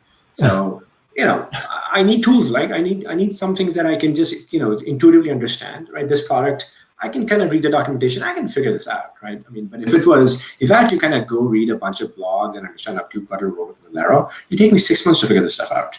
I'm actually not that bad at an engineer. It'd take me a long time to figure it out. But with this kind of support, I can do my job a lot faster were I to get a Kubernetes administration job. Gotcha. Okay. Yeah. So I'd love to show you the GitOps piece if we have time. And before we do that, any questions that we should bring up and talk about right now? So just kind of want to mention to the audience, like we do have a lot of people on today. Please don't be shy. I know that this might be, like Kubernetes sometimes is like an advanced like topic, but please ask any questions. We're happy to kind of like talk through them. So, but like you're saying, if you're using Rafay, it doesn't have to be, right? It's Kubernetes. It's so much easier. So much easier. Andrew, people are going to think I bribed you to do this show with me, my friend. No. Like this guy. I feel like we've chatted enough to where I definitely understand the value prop now. So yeah, check is in the mail. But yeah, so I think earlier in the show, you mentioned that you guys have GitOps built into the platform. I know we could probably spend a whole session just on this, but I think it'd be helpful just to kind of give an overview on kind of how you would do it in Rafay, because I do think it's a valuable feature within the platform. Yeah. So yeah, I think this is the newest capability we've added in the platform. Let me actually go to an environment where I think, yeah, all right. I know I see my name, so I can do a demo. What's the idea here? The idea here is developers write code. They check it into some repository, some Git repo somewhere. And this Git repo is on github.com. It's reachable over the internet. It's got some creds, etc. And when I check in my code here, I want that to trigger a deployment. I don't want to go to Kubernetes anymore. I mean, that's the intent, right? That's where we want to be. So we built that end to end into Rafay. So at a pipeline level, here I have a pipeline setup that let's find a better one that actually does something. I have a developer pipeline. Yeah, there it is. All right. So this pipeline has a single, you can have multi-stages, by the way. So I'll show you what stages look like. You can have a stage which says, for example, run an infra provisioner. So if you have a Terraform job, You can dump that into a stage into Rafay, and Rafay will launch your Terraform for you. It actually makes it easy for you now because you can have a single pipeline that, for example, at the first step, it builds your VPC and sets up the NAT gateway and does the DNS entry, builds an EKS cluster, and then the second stage can be deployed application, for example. So you can have a very complicated pipeline. You can have approvals in it. So you can, for example, say only move forward if I don't know, Andrew approves, or you can do this via email. You can do this via Jira tickets. It's actually pretty flexible. But all of this can be done now in a single place, and that's what we've done here. But this one is simple. It's a very simplistic pipeline. The trigger for this pipeline is in this. Sorry, go ahead. No, I was just saying it's a webhook. I'm gonna stop talking. Yeah, go ahead. Sorry. Yeah.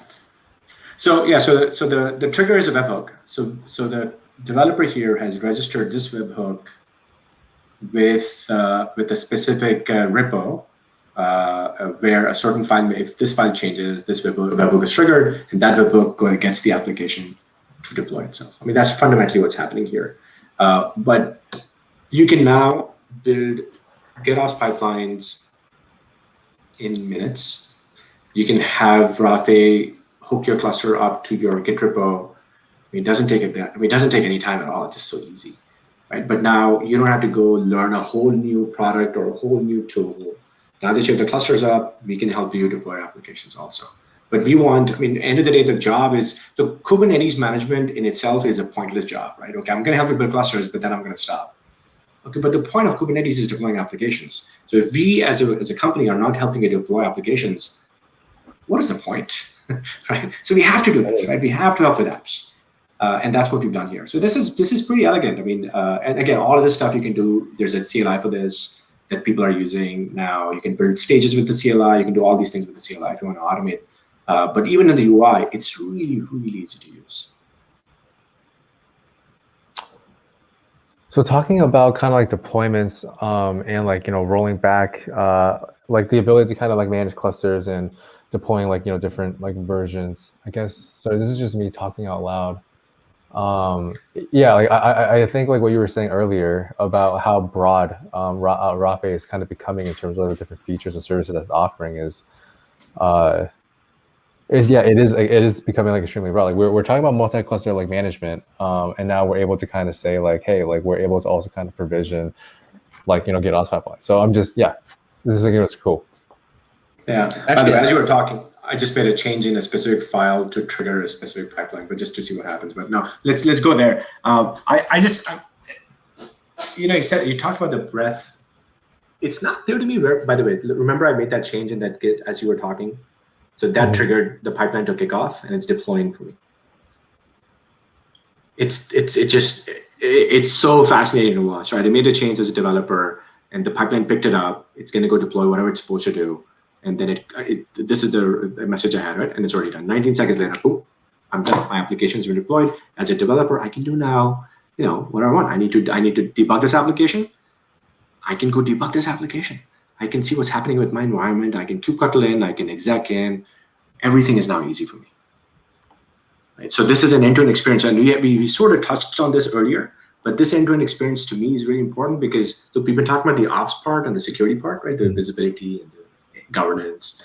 But if developers don't have a good experience with a product like this, that's not a good way that's not a good product, frankly. Right. So hey, I'm in. I can exec into this. I can see my events if there aren't events. I guess I can kubectl all the stuff. I can see centrally now, and that is what developers, in my opinion, really need. But sometimes today they have to go platform by platform.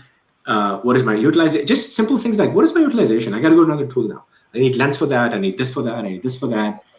That's not okay. It has to be. We have to bring all this stuff together.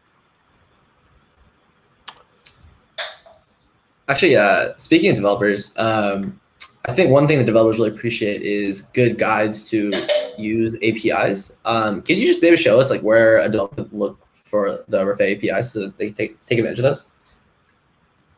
Yeah. So where? This is a public.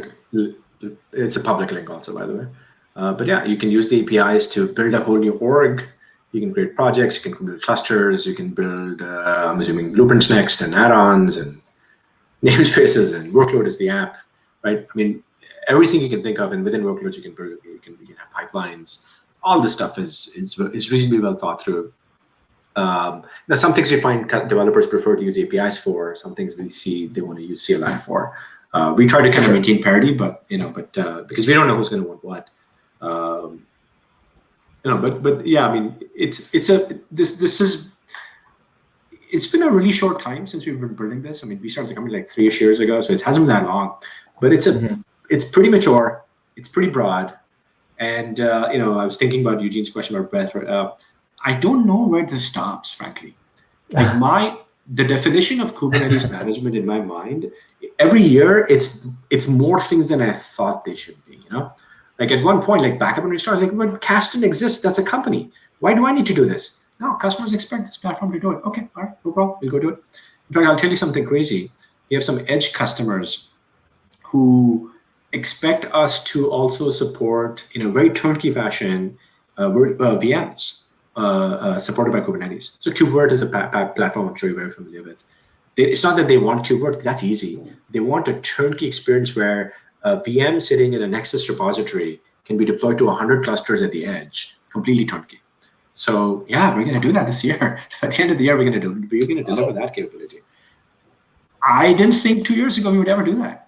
Like, if 2 years ago somebody said to me, "You're going to do VM management," I was like, "VMs aren't they dead already? Why does anybody care about VMs?" But no, VMs will live for 20 years, right? They're not going to go away anytime soon. And clearly, the market wants to have a singular orchestration engine that takes care of both containers and VMs. Okay, we're going to do that then. And we're working on it right now. Okay, and then another question I had was, you mentioned that you can do multi-stage builds. For example, like if you're using Terraform to define your infrastructure. If you're working with, I guess, more of a mature organization where they may be already leveraging things like the AWS CDK or maybe something like Pulumi, how easy is it to then take what you've already built with your code and then integrate it with Rafay? So CDK use cases, I haven't seen, I know Pulumi, but I haven't seen people do this with Pulumi. But arguably, Pulumi to me is like Terraform, but actual kind of compilable code. So it should be all the same. With CDK, what we've seen people do is they will, actually, I think we should have some of this. CI/CD. So developers imported. Yeah, this is a good example that these are comparable. So this is a pipeline, it's the same idea. So basically what we provide to our customers is, either we provide them a script stub or some stub that they can plug into their existing program language. So if they're using CDK and maybe they're doing Go or Python. So we have Python stubs, we have Go stubs, we have shell script stubs as to how to use a Rafay CLI in all of these situations. They can just plug it in. Yeah, it's pretty easy. Our CLI there's not much to do here. There's some credential to connect. There's a secret. You connect to the endpoint, which is the Rafay front end. It's always the same, and you just make some calls. Everything is RCTL create anyway. I was going to say the one thing actually. One of the things that our team has done a really good job of is thinking about a pretty broad CLI scope, and it seems to work really well. People seem to like it. People are using it a lot. And it's quite intuitive. For me, just to kind of follow the help, I'm going to do this on the screen and you're going to make fun of me because I'm a PC user. So I'm going to use this PowerShell. Run as administrator, things that you haven't probably seen in 20 years. Create, cluster override. I can explain what this is. This is a fascinating feature. So here's a very awesome example. So by the way, at every step we provide YAML examples. We bake them into our CLI. So it's actually people can just explore the CLI and learn how to use the CLI right now and with the YAML examples. The team's doing a good job here. So this specific little thing. Here's the reason why we built it. Cluster override. So let's say you have 100 clusters. So think a telco. They're running some network function as a container. And they run that network function on 100 clusters. And let's say on each cluster, one thing in the values file has to change. Maybe the IP address has to change or something, right? Name of the cluster has to change. They will be unique, right? Every cluster is different, so the ingress IP will be different, right? So How do you do that? Will you create 100 values files or something else? So today people create 100 values files. What choice do you have? So here's what we did. The team did. They got feedback from a specific telco who had this problem. So they said, okay, we're going to build a thing called cluster override where you create a default application called, or default blueprint for that matter, called, I don't know, whatever, network function X. It's got a single values file and it's a default. And then you create a separate file called a cluster override file. And in that file, you say, if the cluster's label is environment test, change one specific value, change the replica count to 1. And you can do this to anything.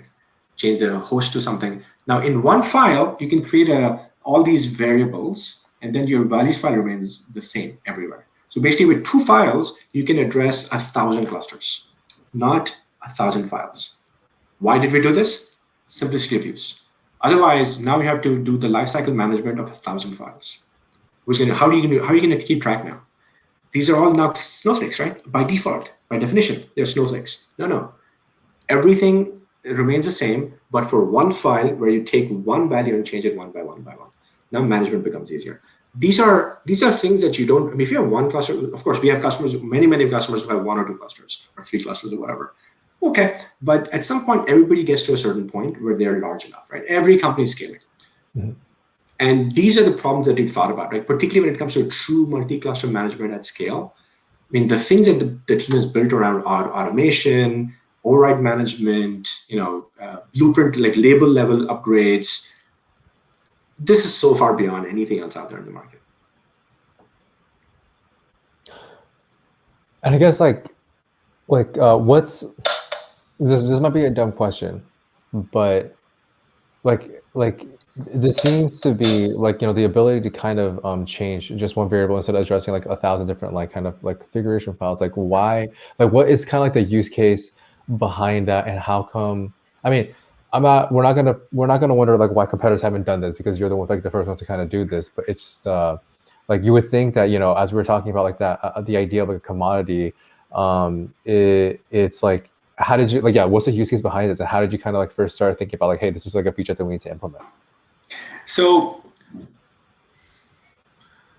we have most of these crazy features happen because so we have a say in our company. If the same question is asked 3 times in 3 days, we're going to go build it.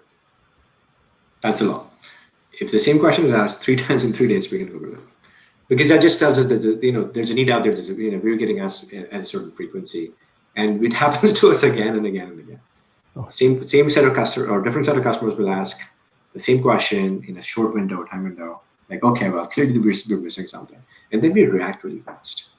As one example, we talked to a customer, AWS customer, in the last couple of weeks, and they in AWS use a Ford proxy for EKS connectivity. I've never seen that before. So they said, look, the biggest pain point we have is when we're provisioning clusters, you have to go to these 11, 12 different places in the configuration to configure the Ford proxy. And they use, I don't know what they use, but probably, I don't know, Squid or something. Oh, that's crazy. Why did you do that? I don't know. Security made it happen. We're doing it now. Okay. So in basically 2 weeks, we said, look, we're going to go build it for you, because I've heard the same question, by the way. By that time, I already heard it from 2 other companies. We're going to build it for you. That was 2 weeks ago. It's already done. It's going to be in production next weekend. So we're moving really fast. And being a SaaS product, we are able to move very fast. So this is a byproduct of being a SaaS product, right? We do upgrades to production very frequently.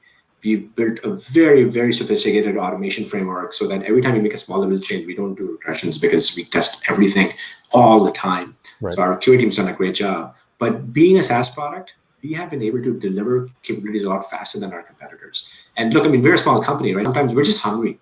This may sound silly, but our competitors are very large companies. They're all very, very large companies. We're not. We're a small company. But because of us being small, we are actually able to move so much faster than our competitors. There's no way they can keep up with us at this point. We have so much stuff we built around multi-cluster management. Nobody can keep up with us. And we're going to keep going faster. We're not going to slow down. And I know that sounds like a sales pitch or a VC pitch maybe, but it actually is true. You're already seeing it, right? You've seen things today, and we haven't finished the whole product. There's so much more here. Already you've seen things today that look, you have not seen any of the other product, and you guys are not newbies to Kubernetes. You know other vendors in this space. That's I fair. guess No, thank you. just last comment on this. I know I still do this a lot, but like I use a feature within Kubernetes called Customize, to where you can have a file that will change and update all of your underlying configuration files. Yep. Is that kind of where the motivation for this came from? Because I know So- that makes life so much easier as well. Yeah, funnily enough, the first time we heard this gentleman who's a very well-known guy in the community who works at a large telco, who said to us, "Do you know this is called Customize with a K? You should really look at that. That's really awesome." Yeah. Totally. But hey, but the problem with this gentleman was, he said, "Look, I like Customize, but his vendors who are providing him the network function applications, they're packaging Helm charts."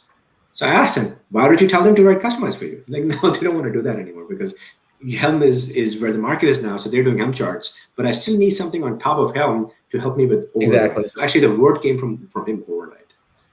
Okay, that's a good idea. So now you want Helm, but you want to kind of do this thing on the side. So we asked him, so how would you do this? And we spent a few meetings with him, just kind of talking through like a design for this, basically, right? And I think this is the other thing, right? Look, I mean, our team seems to be, very humble. They don't have strong opinions. I mean, I'm sure they have strong opinions, but they listen, right? They listen to customers, and with the assumption that, look, I mean, if somebody's speaking from a position of pain and need, just shut the hell up and listen, right? They have something they've thought through this. They've thought through something maybe you haven't thought through. Just listen, right? And maybe there's a nugget here that you can learn from. And this happens again and again. Just stop talking and listen.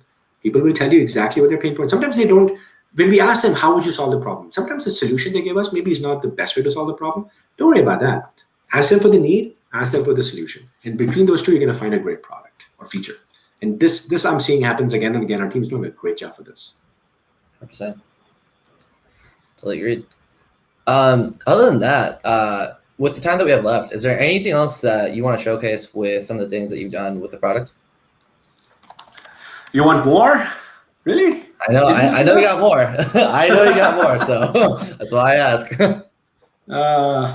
So actually, something that's actually top of mind for me that we didn't talk about because we were talking about EKS, but it's worth discussing here. Delete this one. That I keep forgetting to delete stuff.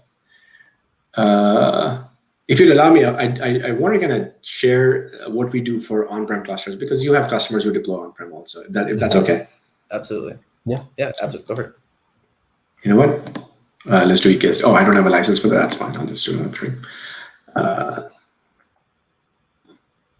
So if you're deploying a cluster on-prem, what did I break? Did I break something? Do it again.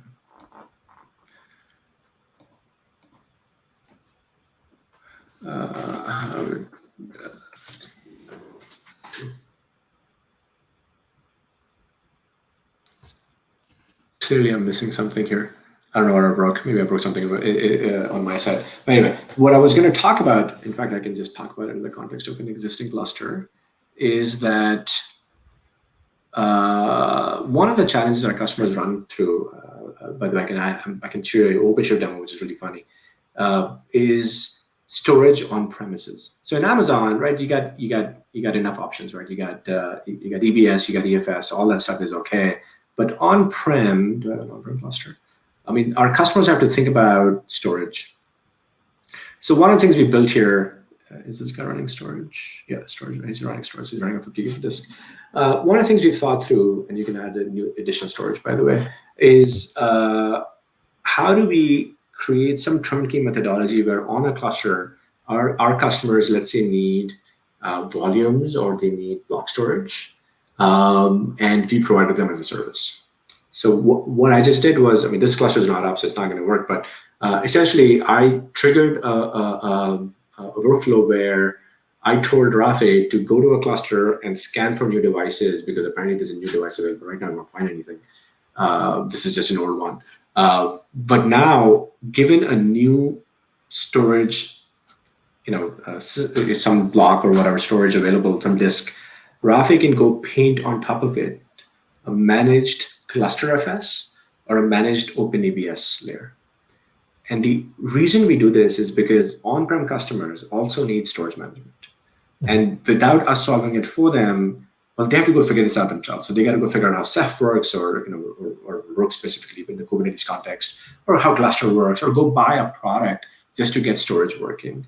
So we've built this now into our platform, where if you use Rafay for on-prem deployments, Rafay brings with it a managed storage layer. So that we found is making our customers' life a lot easier, because again, they have to solve this problem anyway. We do it for them. So on premises, we've tried to kind of go, we keep trying to go deeper and deeper and deeper, so that the experience for the ops team as well as for the dev team, be they in Amazon or on-prem, other than the fact that obviously on-prem they have to kind of create the infrastructure, right? VMs or bare metal systems, it's just the same. As a developer, if I interact with a Kubernetes cluster on-prem or in the cloud, there's absolutely no difference. I just kubectl in, they all look the same. Experience is the same, connectivity is the same, but underneath they need to be running on-prem in the cloud. So we've done a lot of work now to sort of make them both, kind of first-class citizens, equal members, and that seems to be working very well. So slowly, steadily, we're seeing more and more customers comfortably deploy Kubernetes on-prem because we just make it so easy. So that's something just if you'll allow, thank you for allowing me to make that plug, because look, not everybody's going to be 100% in the cloud. Many customers are in the process of migrating to the cloud or becoming cloud first, which means they're not going to shut off their data centers tomorrow, right? It takes time, it takes years sometimes to move everything to the cloud. But in that time, you still have applications running on premises, and maybe you want like an environment where you can at least start kind of modernizing applications on-prem before you move to the cloud. So we do provide on-prem cluster creation, management, governance, all the capabilities what you saw for EKS, they apply on-prem also. Simple as that. Yeah, I don't know if you're allowed to talk about these things on a Twitch stream on-prem. I guess it's real now, right? You have EKSD and EKS anywhere now, right? So I guess it's okay. Yeah, no, it's a thing. So yeah, no, definitely no worries there. Yeah, and look, I mean, our commitment is that once EKS Anywhere is GA, yeah, we're going to support that as a first-class citizen. So if you're doing EKS on-prem, it's going to be a button in the UI. You should be able to use that, or EKSD with just bare metal or upstream Kubernetes. I mean, you decide, Mr. Customer, what you want to do. We are not going to have an opinion around what Kubernetes you use. We're going to support them all. You heard it here first. As soon as it drops, they're going to support it. So yeah, absolutely. You heard it here first. Yeah, we have to. Yeah. I mean, customers want it. By the way, I get enough people asking me this question. So what's up with EKS, and are you going to support it when it shows up? Because these people, they've already standardized on, if they've standardized on EKS, or rather AWS, they want to use your bits. They want to use your EKS in the cloud, and they want to use your EKS on-prem. Why not? Makes completely sense. I mean, it makes logical sense. They should, and we should support it. Totally. Okay, so I guess with the couple minutes that we have left, if people want to learn more about Rafay, or if people are curious as to how to get started, where can they find out more? Where can they get started? Let the people know. So our website is rafay.co. It's pretty nice. So the docs are here. You can find the docs on the website. So documentation, the API docs, the CLI specs, all our how-to documents, everything is here. Our docs are indeed, good. Even if you're not a customer, as I said earlier in the conversation, I would recommend reviewing our integrations and recipes, because if you're in the space, if you're working on Kubernetes operationalization, there's a high likelihood that you're gonna need to think through some of these capabilities for your own environment. And we've thought through all of that, and we can provide you a whole lot of out of the box, kind of configuration and so on to get going. So please feel free to kind of look through this. If you like what you see, you want to try the product out. By the way, the console of Rafay. So you can go to the product and sign up. It is a SaaS product, right? Just sign up, play with it, see what you think, and if you like it, great. Let's talk about you buying it. If you don't like it, we love your feedback. Solid. But other than that, Steve, thank you so much for coming on the show and sharing what you've done with Rafay. But other than that, again, this is Howdy Partner. We're here every Wednesday from 2 to 4 Pacific. Other than that, Steve, thank you so much. Really appreciate it. Wait, thank you guys. We've got to do one thing. So you got to choose. So Haseeb, you have to choose between 3 phrases to sign up on the show. The first one is Happy Trails. The second one is see y'all later, or see y'all next time. And Yeah, then the something like that, third one is giddy up. So you what get to you choose choose. these three. Yeah. I get to choose, Yep. and it has to You be are the guest. a Western theme. Is that what's happening here? Yep. All right, then giddy up.